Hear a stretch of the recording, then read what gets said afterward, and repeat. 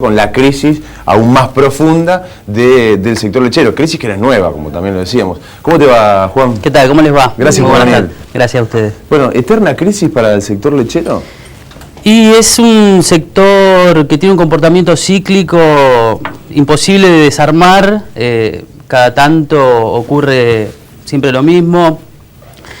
Es muy complejo y por lo tanto ni siquiera el propio Estado o el propio gobierno le ha encontrado nunca la punta al ovillo.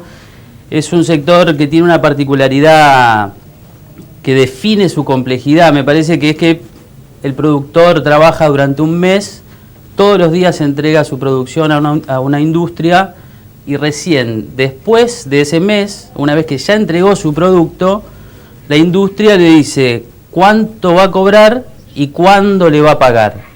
Por lo tanto, ahí hay un pecado original, podríamos decir, que es muy difícil de resolver y a partir del cual se generan una serie de imperfecciones en la relación comercial entre el tambero y la industria.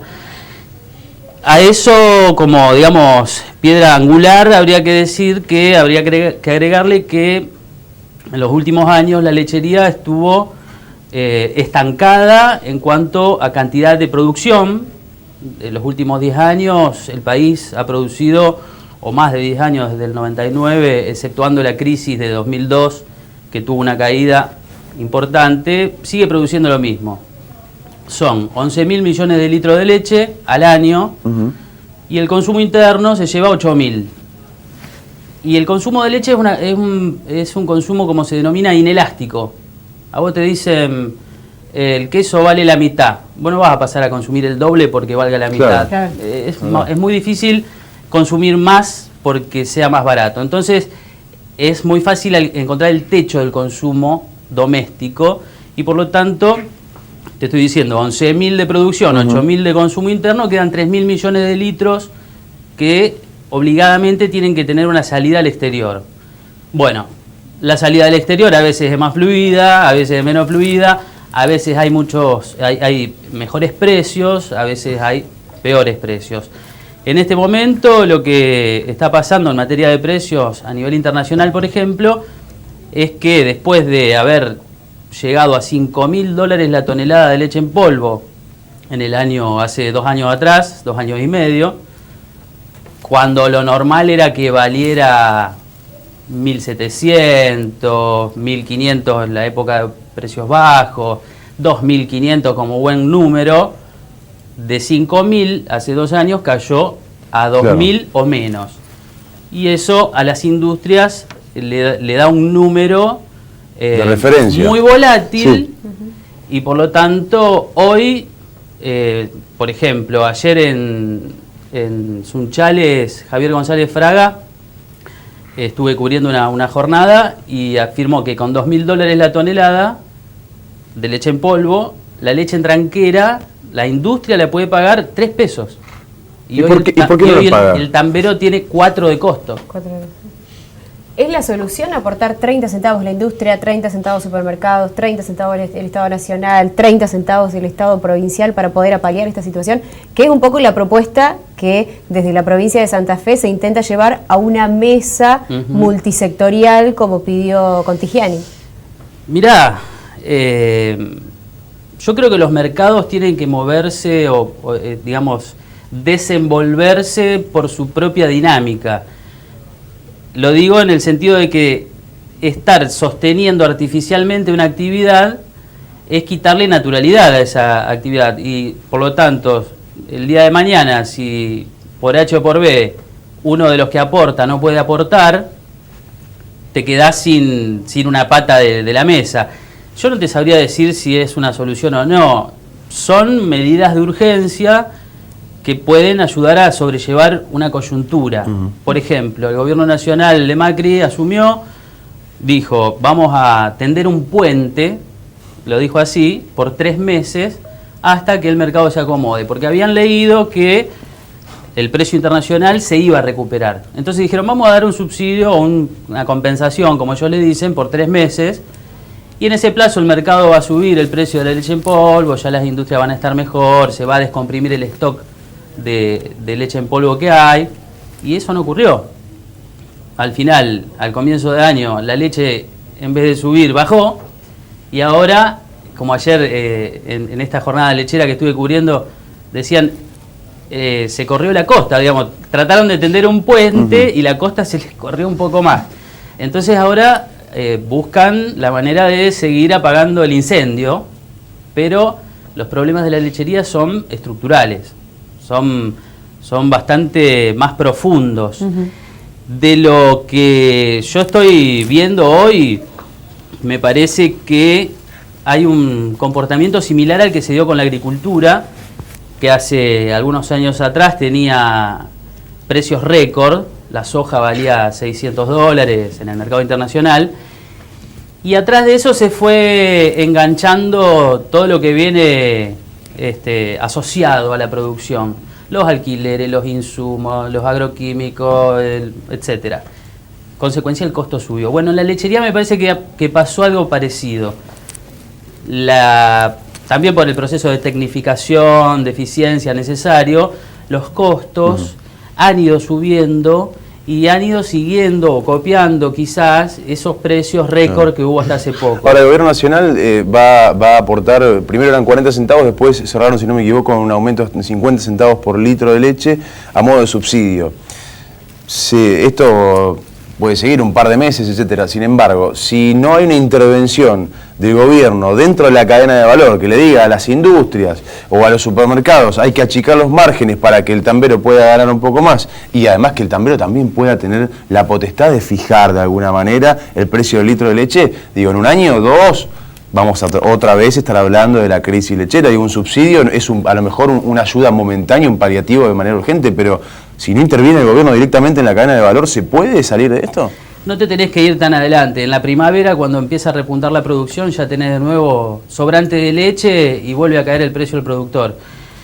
¿Cuál es el modo de intervenir virtuosamente en el mercado?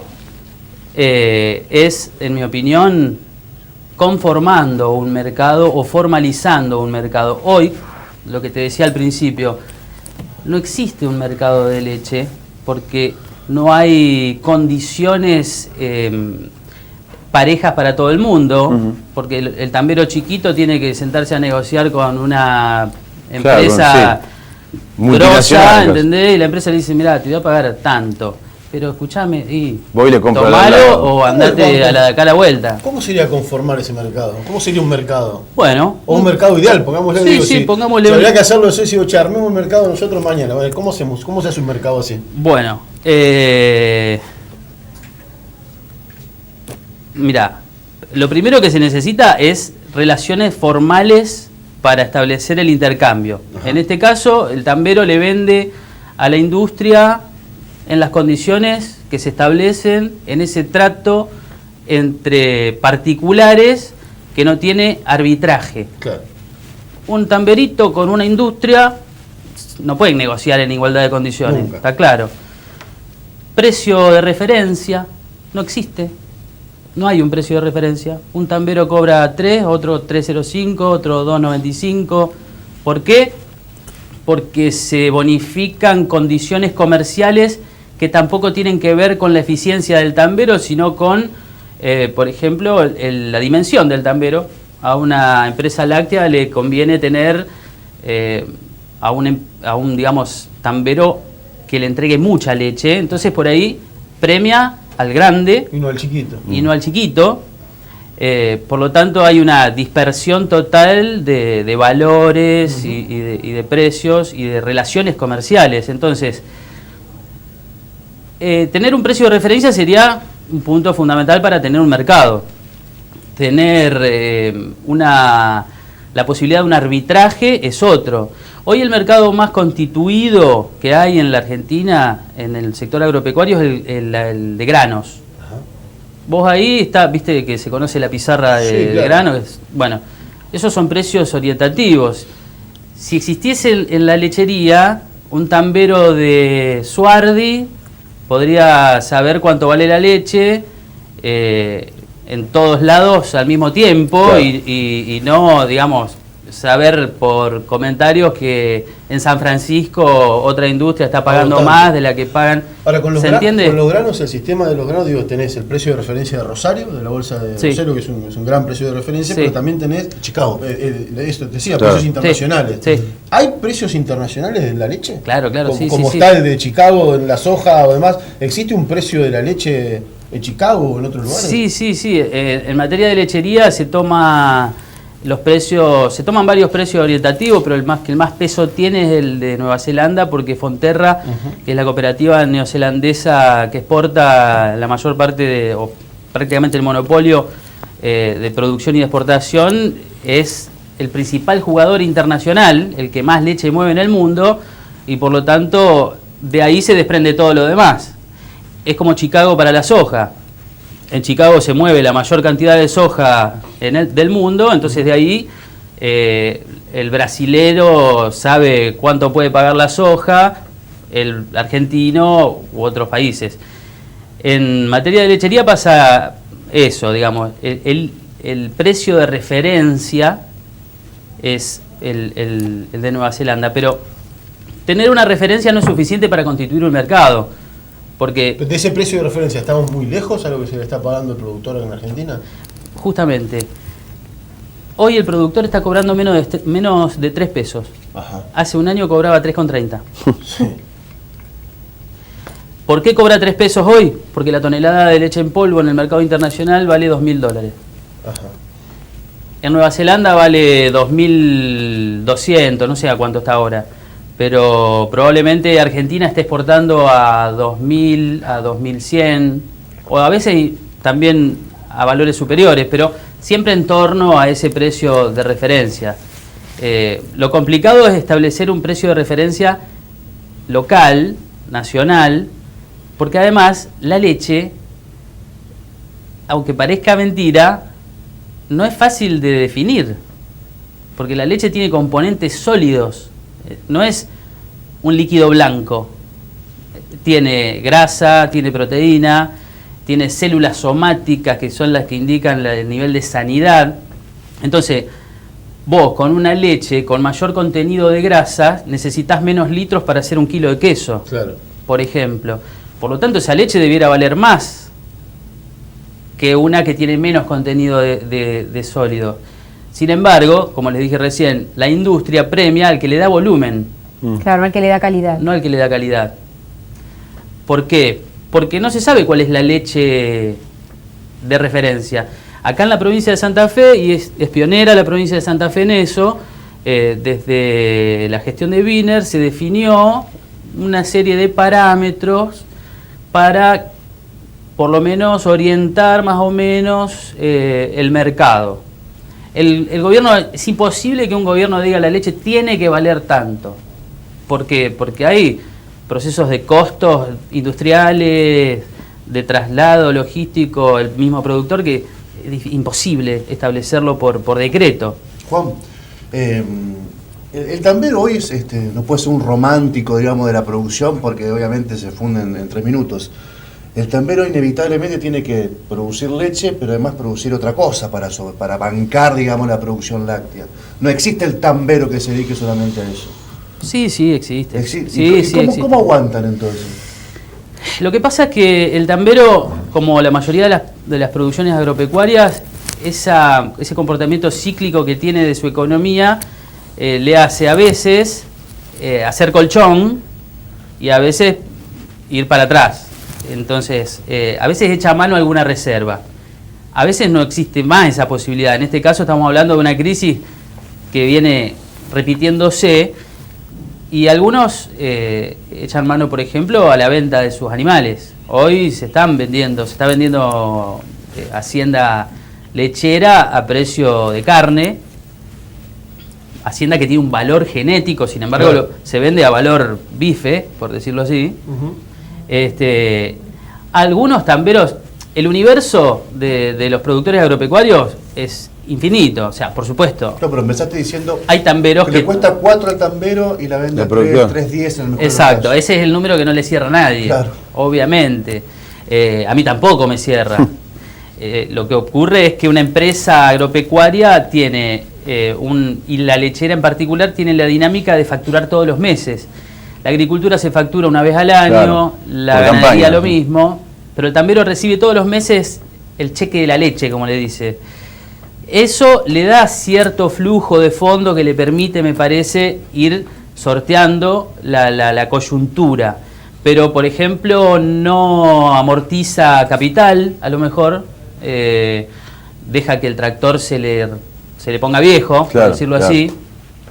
O, como está sucediendo más ahora en esta crisis, se desprende de la vaca que da menos leche, achica un poquito el rodeo, el plantel.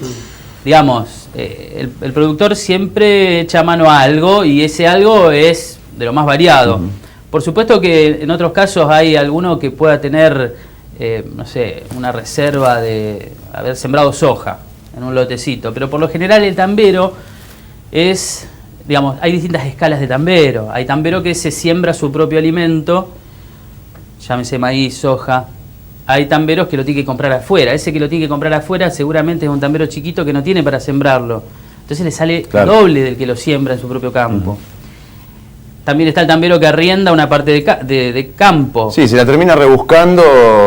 Ahora, ante una crisis prolongada, cada vez van a ser menos las opciones. Y sí. ¿No te gusta la idea del Estado en el medio diciendo No, yo le compro tanto a los tamberos y después negocio una Junta Nacional de Leche? La Junta Nacional de Leche, digo, ¿no te gusta como es una concepción muy peronista la Junta Nacional de Leche, pero digo, Sí, lo que pasa es que sí, no soy un especialista en eso, pero no me imagino cómo se podría hacer en leche, que es un producto muy complicado de manipular y de procesar. Se podía hacer con los granos porque vos estoqueabas, vos tenés el grano en un silo y lo podés tener, claro. No hay problema. La leche la tenés que ir, procesando, claro, le tenés que ir dando salida.